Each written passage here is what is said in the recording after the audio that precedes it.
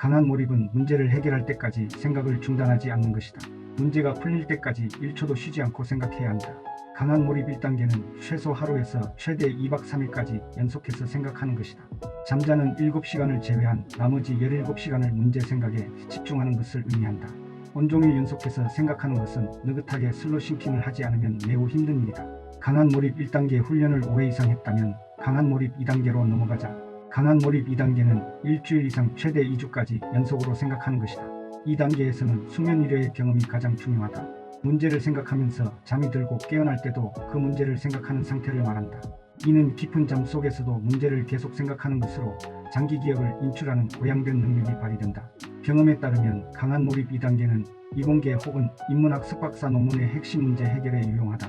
또한 산업체의 문제 해결, 투자 아이디어, 사업 계획서 작성, 영적 활동에도 효과적이다. 강한 몰입 2단계에서 가장 주의할 점은 불면이다. 운동 강도를 높이고 시간을 10분 정도 더 늘려도 문제를 생각하느라 밤새는 경우가 많기 때문이다. 밤에 잠을 못 잤더라도 낮에 대여섯 시간 이상 잠을 잔다면 문제가 없다. 그러나 낮에도 잠을 못 잔다면 수면 부족에 따른 심각한 부작용이 우려되므로 몰입을 중단해야 한다.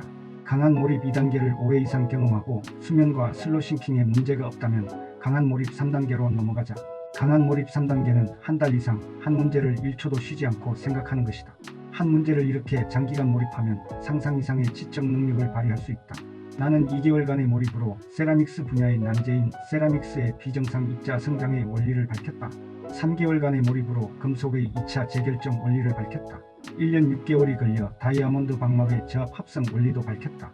이처럼 오래 한 문제에 몰입하는 게 육체적, 심리적으로 매우 힘들 것으로 생각하겠지만 슬로싱킹을 하면 전혀 힘들지 않다. 방법만 올바르다면 몰입 상태가 즐겁고 행복함으로 지속하는 것이 전혀 어렵지 않다. 이러한 강한 몰입 3단계는 한 달 이상 최선을 다해 최고의 기량을 발휘해야 하는 사람들이 활용하면 좋다. 벨리사 등 시험, 피아노 콩쿠르, 대학 입시 등을 위한 준비가 좋은 예다. 올림픽 금메달을 목표로 하는 스포츠 선수나 프로 선수들도 몰입을 활용하고 있다. 그렇다면 1초도 쉬지 않고 공부하거나 생각하면서 보내는 행위를 얼마나 오랫동안 지속할 수 있을까? 올바른 몰입 방법을 지킨다면 거의 제한이 없다. 몰입하는 동안 잊지 말아야 하는 핵심 사항 8가지를 추렸다. 이를 지킨다면 일과 삶의 선순환뿐만 아니라 행복한 삶의 지평을 맞이하게 될 것이다. 첫째, 명확한 목표를 세워라.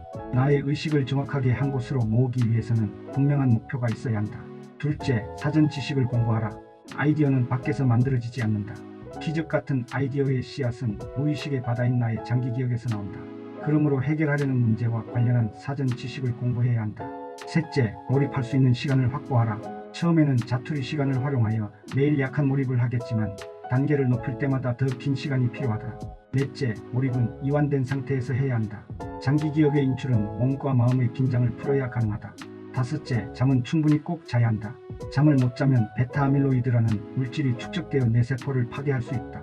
잠 못 자는 상태가 하루 이상 계속되면 안 된다. 여섯째, 선잠을 활용하라. 선잠을 자면 기억 인출 능력이 올라가 급격하게 몰입도가 상승한다. 선잠은 앉아서 자야 하며 20분을 넘기지 않도록 해야 한다. 일곱째, 규칙적인 운동은 필수다. 고도로 몰입하면 정신적 흥분으로 잠이 오지 않게 된다. 이를 해결하기 위해 하루 30분 규칙적인 운동을 하는 것이다. 여덟째, 답이 보이지 않아도 끝까지 포기하지 마라. 중도에 그만두지 않고 생각을 계속하는 사람만이 몰입이 주는 지고의 행복을 경험할 수 있다. 사람들은 이를 그저 생활 유지 수단으로 생각한다. 그러면 1도 3도 재미가 없어지게 된다. 일 자체가 목적이 되어야 능률도 오르고 성공 확률도 높아진다. 공부도 마찬가지다. 공부 자체를 즐겨야 상위 1%도 되고 천재도 될 수 있다.